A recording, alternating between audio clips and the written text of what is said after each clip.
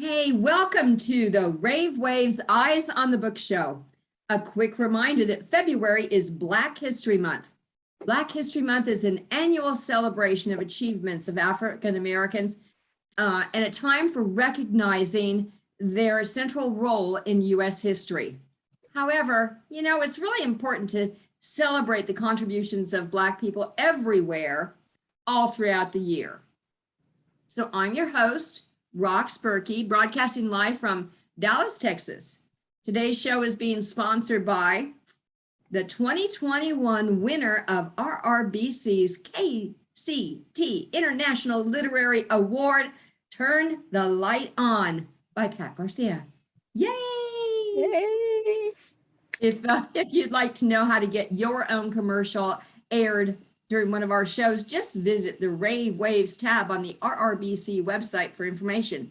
It is a fantastic way to promote your book.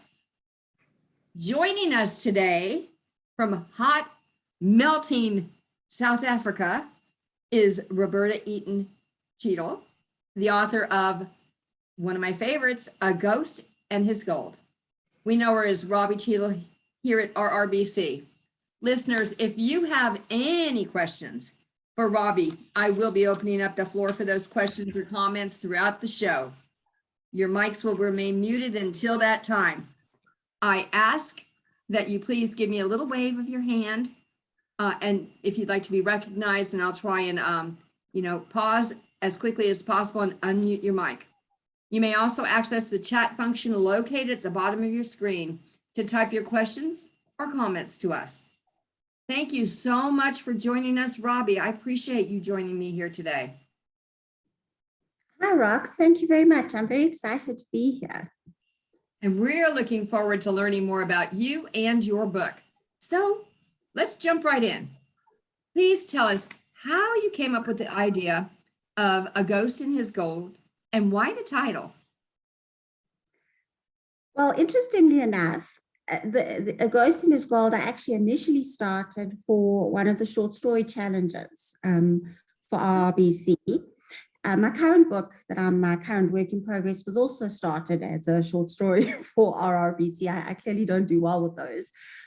So it was intended to be about 10, 15,000 words. And I actually sent it along to a beta reader, a friend of mine, and she came back and said, oh, why don't you expand it a bit? She quite liked the idea, but she felt it was a bit complex to be only 10 to 15,000 words. So from there, I expanded the idea and sort of it went on and on. To be honest, I went quite down a research rabbit hole, and it ended up being quite a bit longer at nearly 115,000 words. Yeah, and it's remarkable from start to finish, no doubt about it. In A Ghost and His Gold, a married couple, Tom and Michelle, began to experience some very strange events after their housewarming, really kind of in current times. And it was really disrupted after a drunken game on a Ouija board that calls forth a sinister poltergeist. Have you had any personal experiences with a Ouija board? Some people are even afraid to say the word. Yes, I only learned how to say the word after I wrote the book. I had a bit of help from my American friends. It's not something I had ever come across here in South Africa, to be honest. The idea came from US books and US friends. But when I had the idea originally, it didn't have Michelle and Tom in it all. It started off with just the ghost, the main ghost, Peter, and his daughter, and then I felt that I needed something more than just the history to make people interested. I feel that history people like, but they like it to be packaged in an interesting story. So I sort of came up with the idea of Michelle and Tom and the Ouija board, and also the tarot cards, which I've actually also never seen in reality. I only know them from bloggers and from research. Oh my goodness. Well, there's a whole nother world out there then. Indeed. The evil entity in this story, Estelle, has a strong disdain for men. Why that angle on the story? And why does she have an issue with Tom? Well, I can't really tell you why she has an issue with Tom, because that would be a bit of a it would be a bit of a deal Spoiler? breaker in the plot, a bit of a spoiler. Yes. So Estelle came in, I guess what I wanted to do originally with the concept was to share a bit about South African history and the Anglo-Boer War, which was quite important in world history. It was sort of a precursor to World War I. It was the first war when they had concentration camps, and it was quite important to the British Empire. You actually asked about the title, and the idea of a ghost in his gold was because the whole theme of gold is completely woven throughout South African history. So I brought Estelle in because I guess she sort of came to me because I had other themes that I was bringing into the book. One of which was the type of people the Afrikaners are, the kind of the way they live their lives, their morality, and their religion. And what I tried to do with her was to use her to show how the war created a chasm between the English and the Afrikaner people in South Africa. And that actually lasted for many years. So she was quite pivotal in expressing that and showing that aspect of our history. Yeah, she's a very powerful character, I found when I went through it. So Robert and I think it's Pater. Is it really pronounced Pater? Peter. It is Peter. Okay. Are determined men in their lives because they lived during that period of time, but they're no less so as ghosts. What made you decide to take this approach and created a kind of a surreal story with lessons from the Second Anglo-Boer War? So the reason Robert came into the story was because the history of that particular war is very diverse. So there are 3 points of view. You've obviously got the Native African point of view, which is poorly recorded. I had originally wanted to have a third ghost, which would be a Native African, but the information just wasn't available to support a main character, which is why I brought in the Native African characters as supporting roles. But I found there was a lot of conflict in the research because the British point of view was very different from the Afrikaner point of view. From the South African side, a lot of the information that I used and the history and the research comes out of diaries, letters, and that type of thing. Britain, much more formal. It comes out of official websites, etc. But certainly, obviously, from the English perspective, it was very much the English were in the right. The Boers felt they were in the right. So to try not to show a bias, I decided to bring in Robert so that he could tell his story through his eyes, and Peter would tell his through his eyes, and I wouldn't be taking. I didn't want to take a side. I wanted to present both and let the reader decide who they felt, which story they felt was correct. Yeah, and I think both of them are very strong characters. And as you just mentioned, the book reflects an enormous amount of research for the detail that you weave into this tale. And I learned a lot from this. Did you have a specific process that you used to gathering information, especially because whoever the author was certainly had their point of view? Well, yes, definitely all the research sources, especially on the South African, well, on both sides. As I said, the South Africans, very much from diaries. I did look specifically for diaries that were written by the Boer women. They were certainly more inclined to record, more so than the men, who tend to stick to literacy purely in a biblical format. But obviously I am South Africa. South African, I went to school here and I did study history at school. So I did have quite a good knowledge. And Irene, which is the town that Michelle and Tom live in, that's the town where my father was born. So, yeah, so that farm is actually a real farm, and the original story is actually there was a real ghost, but I decided to rather use a fictional ghost because it's very constricting to write to a real person, because obviously they have a real history, and you don't want to take too much poetic license with their life. So I changed it to a fictional person, but yeah, that was how it sort of evolved and came about. You know, Robbie, one of the clever things that you did in this story, which I think is a challenge for a lot of writers, is you really wove together the past, starting from that period of time, with the present. So that's not easy, and yet you made it seem so natural. Did you find that 100-year, juxtaposition hard to do? Not really. I think it was much easier to write the modern part of the story. That went faster. That the historical side definitely goes a lot slower for me, because you end up there were a lot of sources. I had about 30 sources. I had the diary of Winston Churchill's aunt that I used as one of my sources, and there was a diary of a soldier in Mafeking. So those sources, you have to do a huge amount of reading before you even start writing, because silly little things like you don't know exactly how the people dressed, what kind of shoes did they wear, what food did they eat, the simple little things.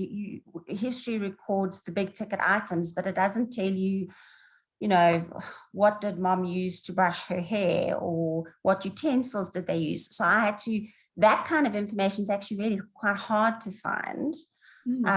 So that part of it, and giving that feeling of authenticity. And of course, I knew that there would be a lot of Afrikaners reading the book, which there have been, and I didn't want to make any mistakes, because people are quite sensitive about their culture, and you don't want to make errors on it. So that part was more difficult.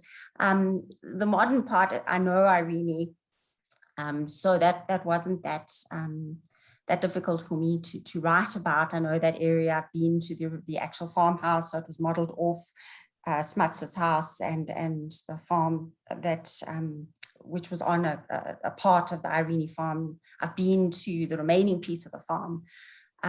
So that was a lot easier. And I think the modern technology, the modern medical, that comes out of my job, because I do quite a lot of research forward looking on where economies are going, and technology and genetic engineering and that kind of thing. So that was much easier for me. No, and it's interesting, because you did mention that you did study this in school. It certainly taught me a lot, and I would have a lot more to learn. But Wanda posed a really good question. I want to interject right now about how is the history of the Boer Wars, both of them, taught in South Africa? Well, it's changed. So I was at my schooling was pre-1994. So at that point, there was a lot of emphasis on earlier history, so the Great Trek and the Boer Wars, that Afrikaner history, the establishment of their two republics, being taken over by the Britain, becoming a union, that history. Now, both my kids do history. Gregory finished his high school last year. So they do it a lot. They do less of it. They do cover the Boer Wars, but not in anywhere near the details. So actually the kids don't really know that part of the history. They learn a lot more of the history that's in the run up to 1994 and post 1994. So the focus has changed, and rightly, because that's more important really and more pivotal to our current society. But there is probably a bit of a gap, because I know I've got quite a few friends at work who really know nothing about the Anglo-Boer War and are quite interested in it. So that was quite interesting to me, that they were so curious about it. So maybe with your book, it'll have them doing a little bit more research in that whole era, learning something new. So I had different impressions along the way with your book, as far as what I personally resonated with. I wanted to ask you, do you think that forgiveness is a key lesson that your story is trying to offer up as part of sharing African history? I think so. I think forgiveness is a sort of a key principle for me in life in general, not just in life in Africa. I suppose it has been quite an overshadowing principle here since 1994, but I think it's probably been an over sort of a principle that has been quite prevalent in all our lives, because post the Second World War, I mean, it's the idea of not allowing things, the dreadful course that history took, and for forgiveness and acceptance, and those sort of principles have been in play since the end of the war. So I think it sort of appeals to everybody, and it's something that everybody needs to know, lives with every day. It's sort of ingrained in our modern culture, I think. Yeah, I'd have to agree with that. And actually, Wanda brought up another really good point. Is one of the key lessons that she took from it is that Peter realizes throughout the book the British soldiers are human. It reminds her, of the Christmas truce between the British and Germans during World War I. It's very similar. Did you feel that? Yes, I know about that truce, actually. I'm writing about World War I at the moment. So yes, I think Peter was quite a complex character, because he is an Afrikaner, but he actually has a lot of English characteristics in him. So he's quite academic, quite a sort of progressive kind of person, and he's actually in the beginning of the war, he was a very sort of tolerant and kindly sort of person, but he became very embittered over what happened to his family and his daughter. Mm-hmm. So yes, he did, bringing up that forgiveness, he did need to follow a path to forgiveness, and what happened to him was really quite tragic. That was something that sort of came to me. It sort of almost wrote itself, when you have those bits of a book where mm-hmm. it's as if the character sort of takes over. So that was his sort of story, which only came to me at that point, that was how it panned out. And it was really quite a tragedy for him as a person, because he never came to terms with it and never could accept, what he had done and what had happened. Yeah, remarkable. Robbie, you have a long line of published children's books, and what pulled you into writing more of the paranormal genre and the ghost side of it? Because it seems to me that's a huge leap between writing. So how come?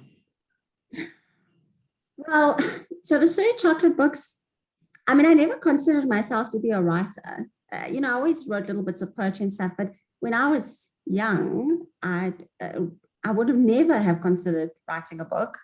To me, writing a book was people who were way beyond what I was, that it was sort of way out of what I felt my abilities or possibilities for my life were.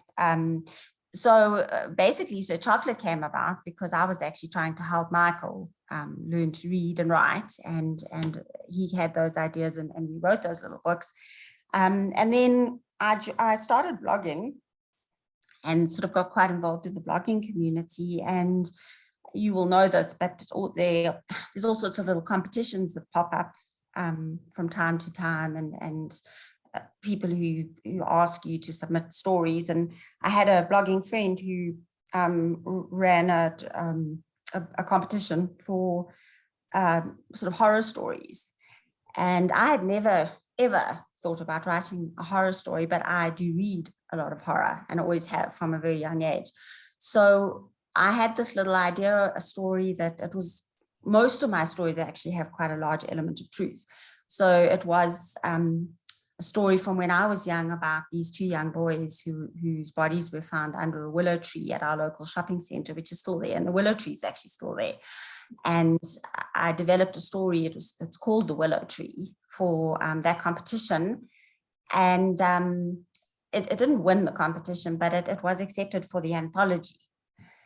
And, you know, it was quite encouraging that. And you know, the book did quite well and people made comments, and it gave me enough of a boost to think, well, I can try another one. And I did. And I think the other day I was counting up, I think I've got about 18 short stories now in various anthologies. So that was really where it started. And then the historical side, I guess I've always just really liked history, and I come across these funny little ideas, you know, when I travel. I come across, for example, ghost stories or myths. Some of them are African, Afrikaans, English within South Africa. And I sort of think, oh, you know, let me share this with the world, because South Africa has so much interesting stuff to offer and such nice, interesting people. So that was really how it came about. Wow, it's a great journey that you've been on. And I, you know, from your own comments, you love to read, and you have, you know, enjoyed a lot of the writing of Edgar Allan Poe from your horror side, or Stephen King, and lots of others. So was there a specific writer that kind of sat on your shoulder while you were writing A Ghost in His Gold that helped create that influence, or not? I wouldn't say there's a particular writer. Okay. I listen to a lot of audiobooks about war. War is just my thing. So every war book that I can get my little mitts on, I will read. So I guess all those authors have had an influence. I mean, I wasn't even a brownie or a Girl Scout. So I've never done anything remotely survival orientated. I've always been a bookish person, and I've never even camped or done any of those things. So all the scenes that I write about war are gleaned from reading and from seeing war through the eyes of people who've experienced it. So there isn't one. I mean, there's many books. I mean, even John on the show, his book influenced me quite a bit. You know, just the reality of how he wrote, and the detail around how an ordinary soldier lives. You know, that's just what you need to understand when you're trying to write from that perspective. Yeah, I would agree. And it's very hard to understand that if you haven't had that experience. So the strong writing of someone like John in that period of time it helps. But you have a lot of those characteristics in A Ghost in His Gold as well. And you know, I've read a lot of your other books, and you have a good variety of published materials. Are you going to do another historical novel like this? Well, I'm currently quite deeply down at World War I hole, and this time I'm writing from an American perspective, which is quite interesting. I have to get my mind around the fact that you don't use words like ruddy and bloody and those kind of terms that are so English, and I have to replace them with American terms, which reading American novels helps because they describe things from that perspective. So my current work in progress is called The Soldier and the Radium Girl, and it is about a couple in 1917. The fiancé goes off to fight in the war on the American side, and his fiancé moves to Orange and gets a a job in the dial painting factory. She becomes a dial painter. I don't know how many people on the call know the story of the dial painters, but I'm always a person who likes to put some very important piece of history in front of people. So that was very pivotal in the history of American labor law. So that's going to all come in part 2. And then at the same time, there was so much happening in America. It was so interesting. You know, you had your suffragette movement, women's rights. You had people like Margaret Sanger with the contraception and fighting for the right to of women to control, have family planning.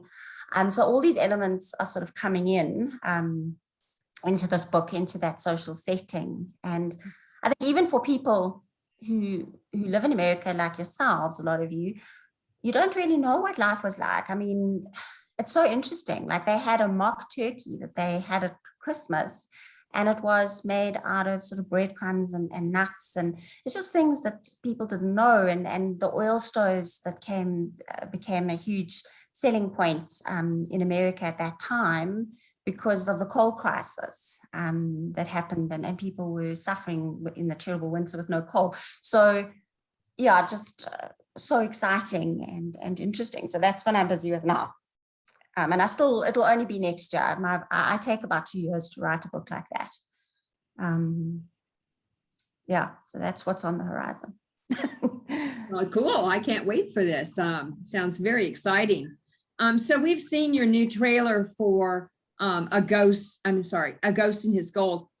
Would you say in its 2 minutes and 22 seconds that it really gives potential readers an accurate depiction of the story, and one that would encourage purchases of the story? Oh, it's a wonderful video. I think that Nani did the most splendid job. I must say I was really quite bowled over with it. And I think, you know, obviously it does touch a bit on the historical elements, and it does swing a little bit more towards the paranormal, which I think is right, because I think with a book like that, there are some people who read history would not like the paranormal element. The people who read paranormal, I think there's enough paranormal there. I think it is sort of more overpowering in some ways than the history, although there is a lot of history. The paranormal thread is stronger. So I did feel that it was right to go that way. And it is better to emphasize that aspect so that you don't mislead people in buying the book, and then they buy the book and it's not to their taste. So I think certainly people who like paranormal and with a little bit of history mixed in would really like that trailer, and it's been very well received, I must say. People have shared, and I've been quite delighted at the response to it. Yeah, I'm kind of like Pat Garcia. I thought it was a great trailer, but I thought it was scary. And I tend to not go for the scary movies. I put my head under a pillow for scary movies. It's just the way I've always been. So I think A Ghost in His Gold is quite scary, though. I think there's some very scary scenes. So I think it is scary. Well, there was only a couple times when I had to jump up and down on my toes while I went and finished the chapter. So, I have to ask you, Robbie, what brought you to RRBC initially? And what keeps you involved with our group? Because you're very active. Try to be. I sometimes feel I'm not as active as some of you guys. You seem to really be there all the time. I think for me, I came to RRBC because quite a few people I knew belonged, and I kept seeing it popping up all the time. And I thought, well, this looks like a good group, but it actually does something, which there's a lot out there that don't really do anything. So that attracted me. And why do I stay? Well, I think because you're all such lovely people. And Nani is a strong leader, and you do nice stuff. I mean, you have all sorts of things that you do. It feels as if there's sort of my writing has a bit more of a purpose, I suppose. It's perhaps difficult for me to describe well, but I feel as if as part of this group, it gives some structure to my writing life. Like I belong to something that makes it meaningful, if that makes sense. Oh, it does make sense, and I appreciate that. So I want to kind of reach out to the gallery and see if we have anyone who would like to pose a question to Robbie while we have her. Don't be shy. Okay. Linnea, would you please? Oh, you've already opened up your mic. Go ahead. Okay. Yeah, I'm just, it's interesting, Robbie, that you like to research wars and everything. And I'm just curious as to what fascinates you to that. Is there aspects about war that we can learn a lot about ourselves? I like to research and read about war because of the psychology. I like to try and I have a bit of a fascination in trying to unravel why we keep ending up back in wars. I mean, even today, there's in the last few days, there's all this, rah going on. I'm sure you're aware of it if you are keeping your eye on the news. And I try to understand what it is that causes people, and honestly, it does seem it's more the male population to always go this route. And it's fascinating that once they are in that war situation, it's completely not what they thought it would be. It seems that there's this glamorous idea around war, and a lot of young men go into war situations with a completely erroneous idea of glory. I mean, I would be quite interested in what John thought about this. And then when they get there, the reality is just something so horrible, especially World War I. World War I just bowls me over with its complete horror. And I read it and I think, these boys that are dying are the same age as my son. I think I over-identify. So that's why I feel compelled to try and unravel why we keep doing this, why we don't learn. And that's really the crux of it. I read all these books to try and see if I can find the answer. Do you have a view on? I would be quite interested in what you think about young men going into war.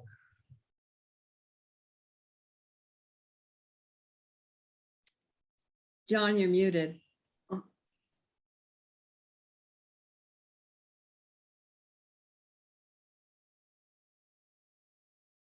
No, I don't want to put him on the spot. That's not. I didn't hear the question. I was typing something. So, oh, sorry, John.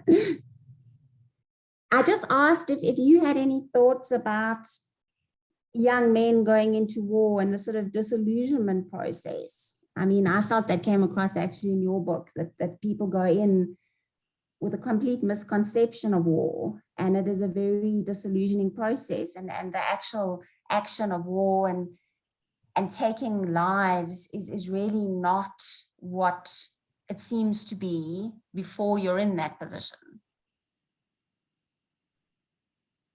Well, I guess it's all different. We grew up with broomsticks and limbs of trees as our weapons, fighting in the neighborhoods and so on. And everybody wanted to play war when they were growing up, at least the guys did.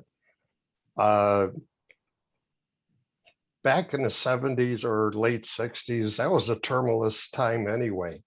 And there was just so much going on with culture and so on. So I would say in like the 65 period for Vietnam, it was a lot of the boys that were of age had fathers that served in World War II, and they wanted to match what their fathers did and be the same as what their fathers did. As time went on in the late 60s and early 70s, it was a little bit more disenchanted because, Jesus, we heard that the president lied to us. And growing up at that time, it was never, you believed in the government and they didn't lie and everything they told was the gospel truth. And as time went on, you learn that wasn't so. Those in the military got to the point where they hated the ones that were out there disrupting everything with their campaigns and so on. And today I look back and say, well, Jesus, you know, those people were correct. But we were brainwashed to the point where we didn't think so. And I don't know, I'm rambling, but the point is that everything is not as it was believed. And once you experience it, even today, the kids that go over to war in Iraq or join the service, whatever, they find that, hey, this isn't as glorious as all those computer games that we've been playing, you know, which make everybody believe that war's glorious. But if you read back in the Civil War kind of days, some of these generals say, well, it might seem glorious until you see your friend die. Yeah. And then it's no longer glorious. It's a new way of life. I don't know if I answered your question or not. You have, and I know we've run a bit over, but I think that was really a useful perspective, because that's exactly where I've arrived, and it's really good to hear that said by someone who's been there on the front line. So thank you for that. Yeah, thank you, John. Really appreciate your commentary on that. So Robbie, you're right. We are just about out of time, and I really want to thank you for joining us here today on Eyes on the Book and allowing us to get to know you better, as well as sharing your unique story with us. Oh, I can't wait to see the next book that you put out. And now it's time for us to take a little break and pay some bills. Nani?